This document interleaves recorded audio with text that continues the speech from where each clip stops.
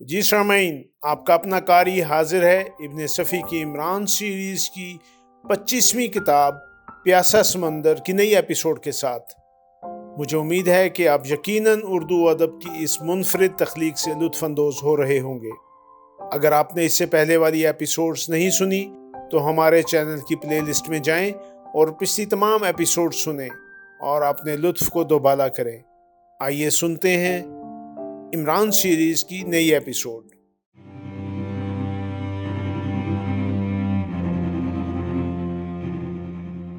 یہ کچھ اس شہر کی بات نہیں تھی، بلکہ ان واقعات سے سارے ملک میں بے چینی پھیل گئی تھی۔ لیکن اس کا علم کسی کو بھی نہیں تھا کہ ڈاکٹر داور کی تجربہ گاہ میں وہ حالات کیوں رونما ہوئے تھے۔ یعنی ڈاکٹر داور کی وہ خطرناک دریافت اب بھی پردہ راز میں تھی۔ ویسے یہ اور بات ہے کہ نیلے سیارے اور چمکدار لکیروں کا تذکرہ کئی ممالک کے اخبارات نے کیا ہو، لیکن ان ممالک نے بھی کسی نیلے سیارے کے وجود پر حیرت ظاہر کی تھی، جو ان دنوں مصنوعی سیاروں کی دوڑ میں ایک دوسرے پر سبقت لے جانا چاہتے تھے۔ وہ زمانہ بھی عجیب تھا۔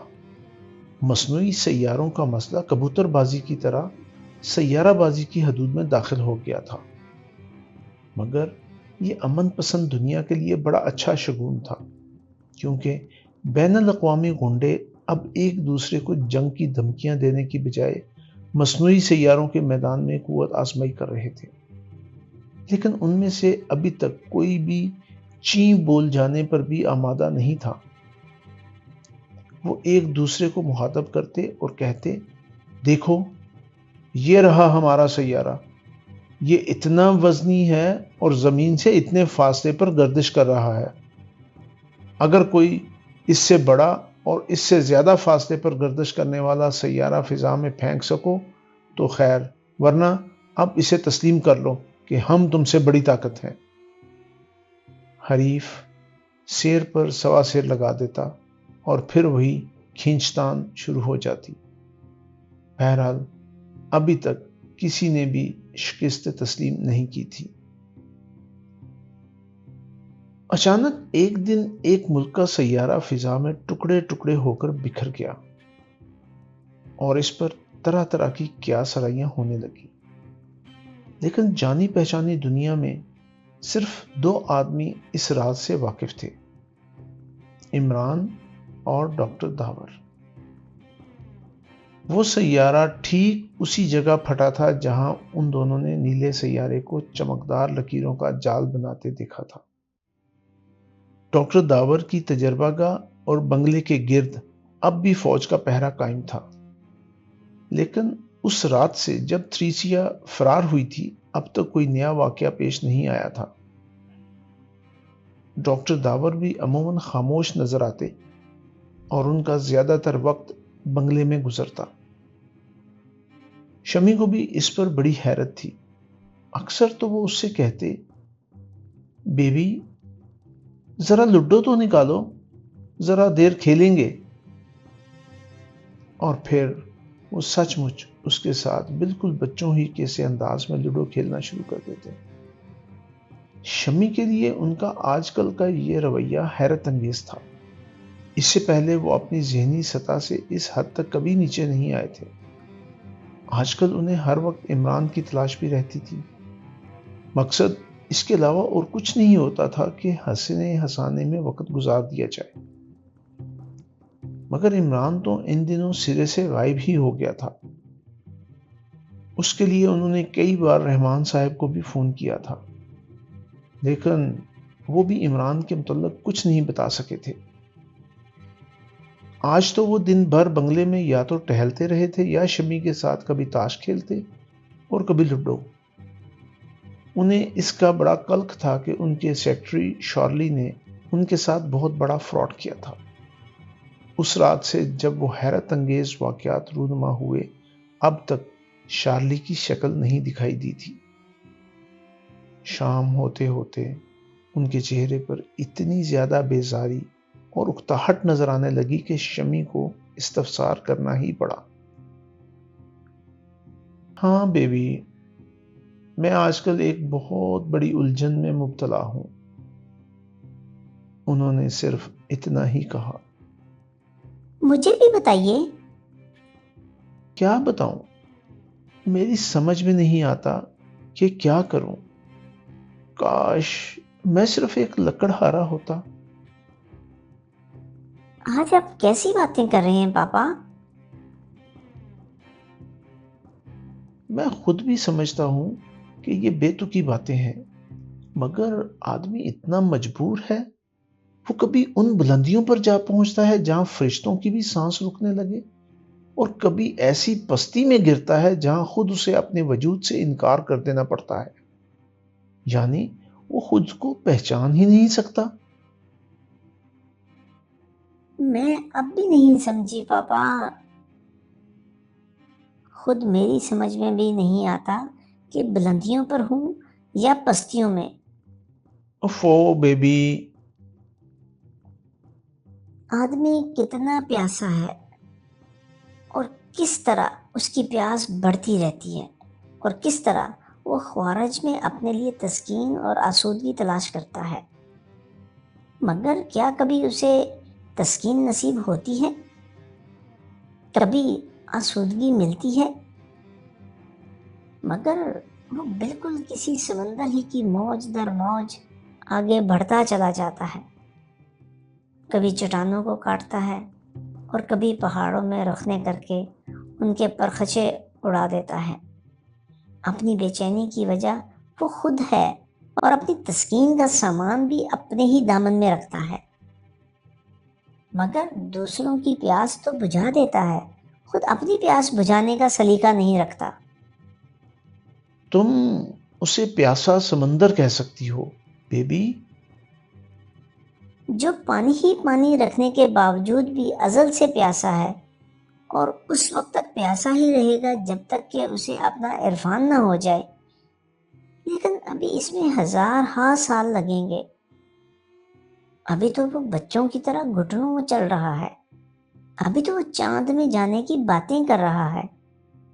اس کی ذہنیت اور سوجھ بوجھ اس بچے سے زیادہ نہیں ہے جو ماں کی گود میں چاند کے لیے ہمکتا ہے۔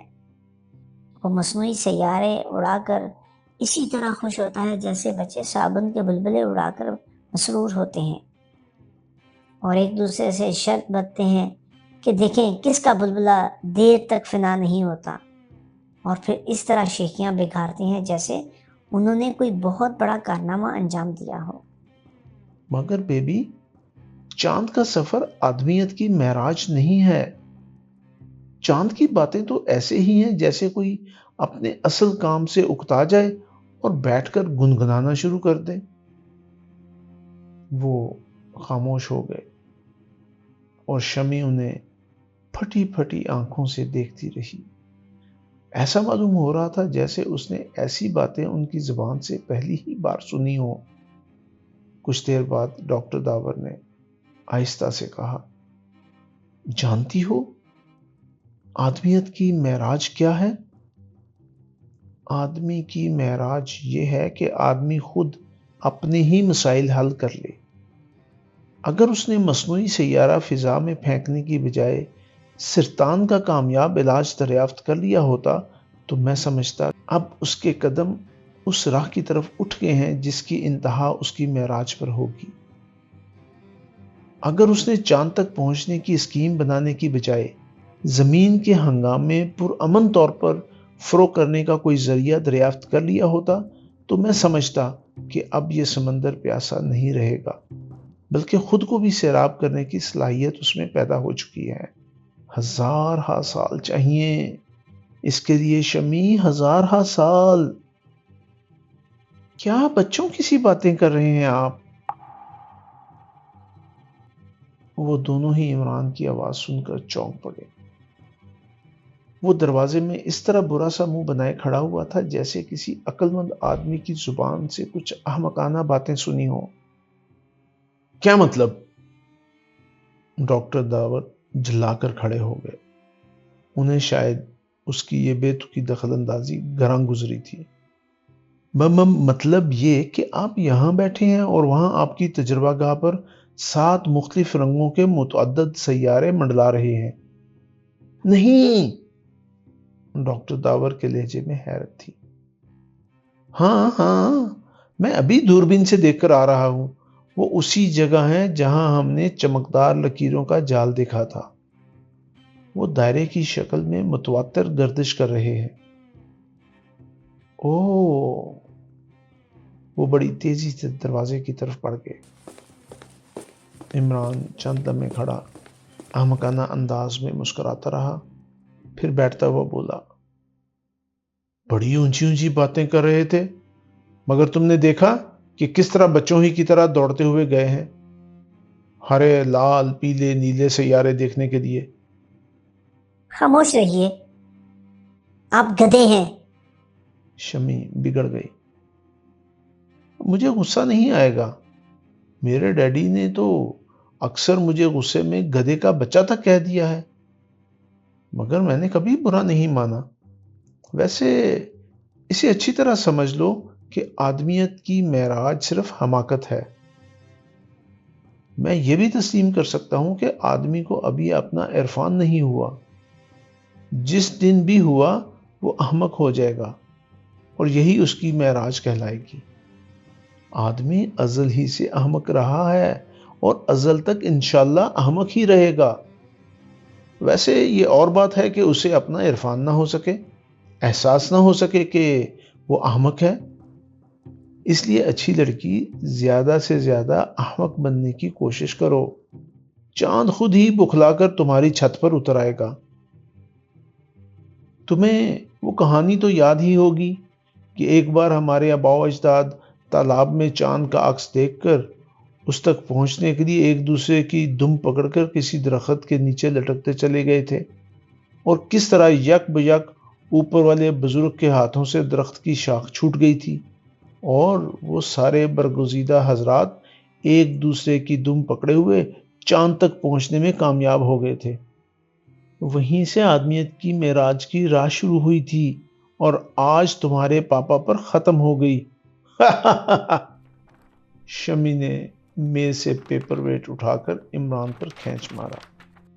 گڈ! عمران خود کو بچا کر اٹھتا ہوا بولا، مجھے اتنی ہی دیر یہاں رکنا تھا، ٹاٹا۔ پھر وہ بھی باہر نکل گیا۔